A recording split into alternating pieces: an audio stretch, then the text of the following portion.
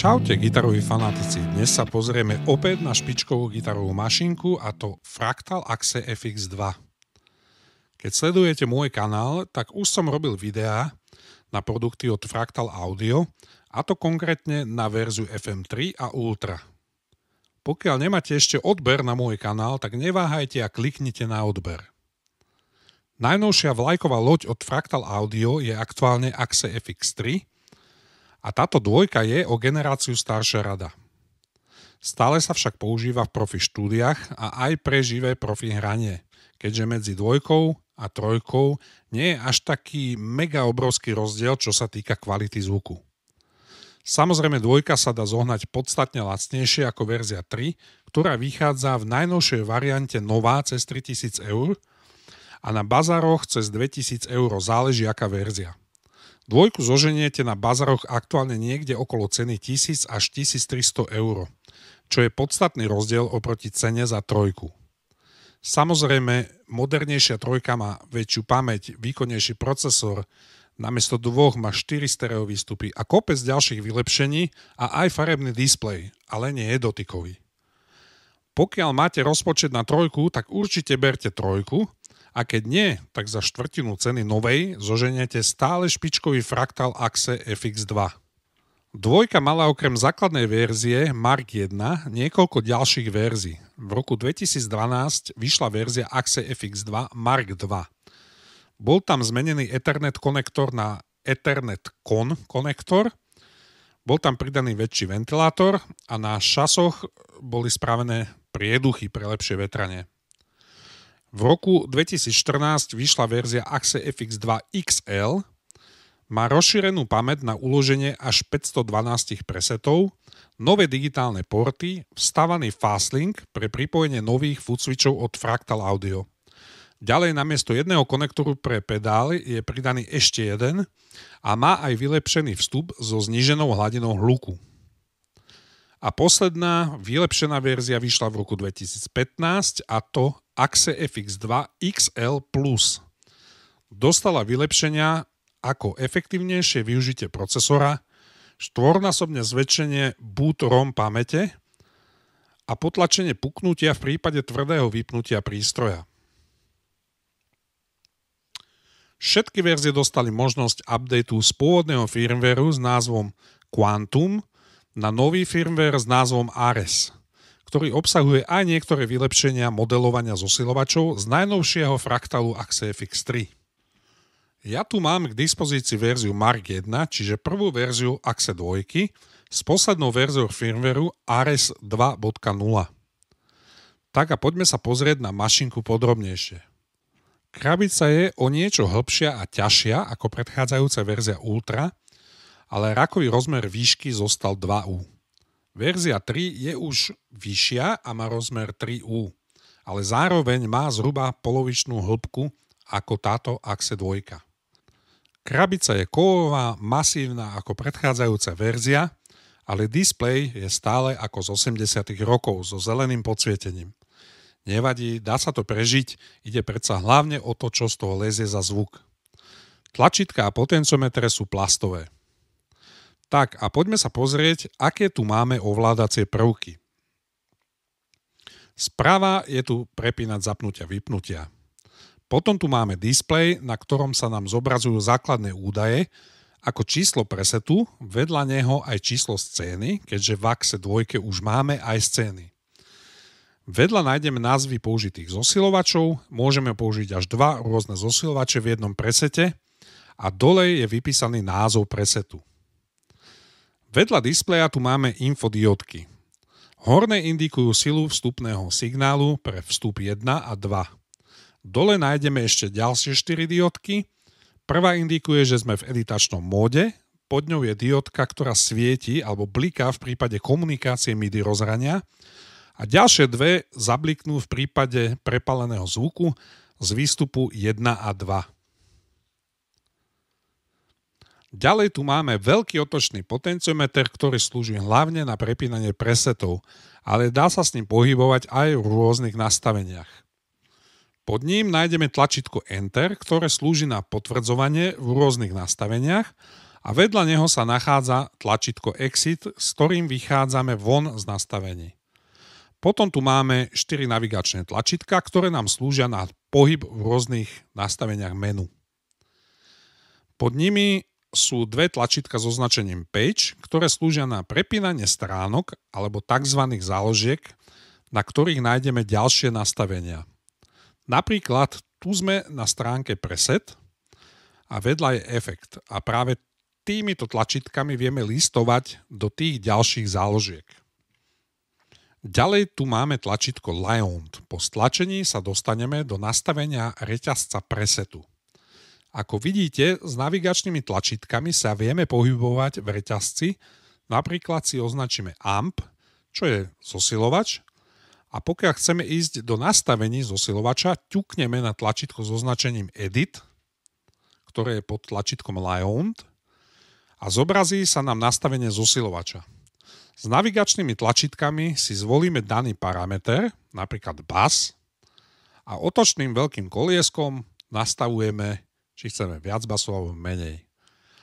Pokiaľ nechceme zmenu nastavenia uložiť, vyskočíme tlačítkom Exit. A pokiaľ chceme nastavenie uložiť, tak stlačíme Enter. Ďalej tu máme tlačítko Control. Po ťuknutí sa dostaneme do nastavení pre externé zariadenia, ako napríklad nastavenie Expression pedálu a ďalšie. Pod ním je tlačítko s označením FX BIP, to znamená v podstate FX Bypass. Vôjdeme do reťazca Presetu a napríklad si označíme Rev, to je Reverb, a ťuknutím ho vypneme a opätovným ťuknutím zapneme. Ďalej tu nájdeme tlačítko Global, slúži na hlavné nastavenia. Napríklad nájdeme tu globálny equalizer pre oba hlavné výstupy. Potom tu máme tlačítko Tuner, čiže ladičku, a je celkom prepracovaná. Ďalej je tu tlačítko I/O, čiže podrobné nastavenie vstupov a výstupov zariadenia. Potom je tu tlačítko Utility, po stlačení tu máme napríklad nastavenie kontrastu displeja, status, ktorý nám ukazuje stav sily výstupov, vstupov a aj aktuálny výkon procesora. Môžeme tu spraviť aj celkový reset zariadenia. Potom je tu tlačítko Recall, ktoré asi budete používať najčastejšie, lebo s ním sa vždy vrátime na úvodnú obrazovku.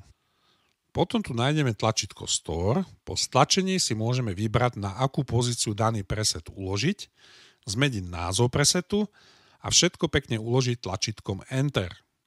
Ďalej je tu tlačítko Bypass, ktoré keď stlačíme, vypne úplne všetko v reťazci daného presetu a tlačítko zostane blikať. Po opätovnom stlačení sa zase všetko opäť zapne a diódka v tlačítku zahasne.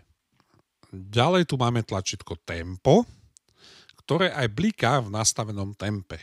Po stlačení si vieme nastaviť tempo pre delay a ďalšie. Vieme si ťukaním na tlačítko aj natejpovať tempo. A nájdeme tu aj metronom. Ďalej tu nájdeme oproti staršej verzii Ultra dve užitočné tlačítka s označením X a Y. Je to v podstate rýchla voľba pre nastavenie zosilovačov. X pre nastavenie prvého zosilovača v presete a pokiaľ tam máme nastavený aj druhý zosilovač, tak Y tlačítkom sa dostaneme do nastavenia druhého. Je to celkom šikovné, keď si chceme rýchlo nastaviť napríklad basy, stredy, výšky a ďalšie vlastnosti. Nemusíme sa preklikávať cez reťazec presetu, ale rovno nás to hodí do nastavenia zosilovača. No a tie potenciometre s označením A, B, C, D sú tiež pre rýchle nastavenie v danom zosilovači. Keď sa pozriete, máte nad točítkami na displeji označenie A, B, C, D, ktorý potenciometer ovláda ktorú funkciu. Tieto potenciometre slúžia aj na iné nastavenie, napríklad na základnej obrazovke potenciometer A prepína scény v presete. Nakoniec tu máme dva posledné poťaky, s ktorými ovládame hlasitosť výstupu 1 a 2. Potom tu už máme len vstupný jack na gitaru a jack na sluchátka. Takto rýchlo som to prebehol, aspoň aby ste mali predstavu, na čo ktoré tlačítko slúži. Samozrejme sa tu dá nastavovať všetko do detailu, ale tých nastavení sú tu stovky, to by bolo na niekoľko desiatok videí. V podstate najdôležitejšie ovládače, ktoré asi budete priamo na mašine používať, je veľký otočný potenciometer na prepínanie presetov, tuner, čiže ladičku, a potom rekal tlačítko, ktoré vás vráti späť na úvodnú obrazovku.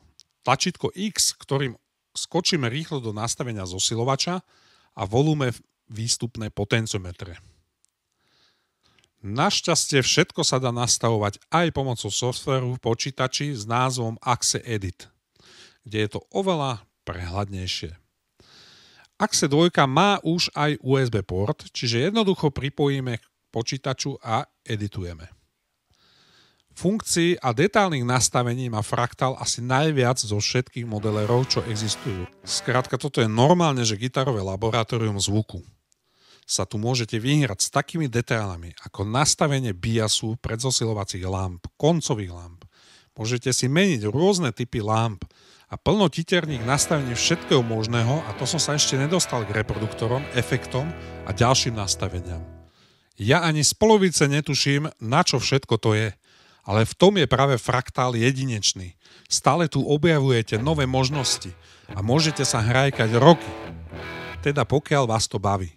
Pokiaľ nie, určite si nájdete zopár vymakaných zvukov alebo si stiahnete spravené presety a prípadne jemne upravíte základné nastavenia. Ale stojí to za to, znie to skrátka neuveriteľne dobre. Aby sme nezabudli, pozrieme sa ešte na zadnú stranu mašinky, čo všetko tam nájdeme. Takže okrem predného vstupu tu máme aj zadný, buď mono alebo stereo, a vedľa neho je druhý vstup, ktorý vieme použiť aj ako vstup pre externé efekty mono aj stereo. Potom tu máme hlavný stereo výstup buď XLR alebo cez jacky. Potom je tu druhý stereo výstup, ktorý sa dá použiť aj ako výstup externého efektu, čiže tu máme možnosť stereoefektovej slučky. Ďalej tu nájdeme digitálne vstupy a výstupy. Ďalej tu máme USB konektor, ktorý slúži na editáciu softvérom v počítači, ale toto USB pripojenie funguje aj ako zvuková karta. Čiže vieme nahrávať priamo do DAW softvéru ako napríklad Cubase a nepotrebujeme externú zvukovku. Potom je tu MIDI rozhranie, ďalej MFC konektor pre pripojenie originálneho fractalovského foot switch kontroléru MFC 101 a vedľa sa dá pripojiť napríklad expression pedal. Potom tu je už len napájací konektor. No a teraz si trošku potestujeme, ako to vlastne znie. Ferry si náhodne poprepína presety a niečo nám pobrnká.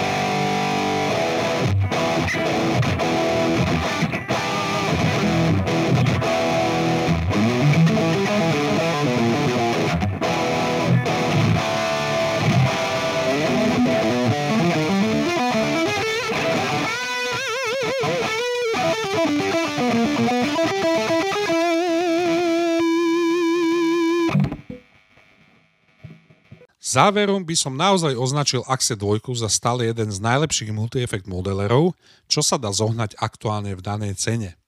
Samozrejme je to pre kajnšmentke maniakov na gitarový zvuk. Konkurencia v tej cenovke okolo 1000 eur je tu napríklad Kemper. Ten je mega dobrý, ale toľkoto možností detálneho nastavenia tam ani zďaleka nie je.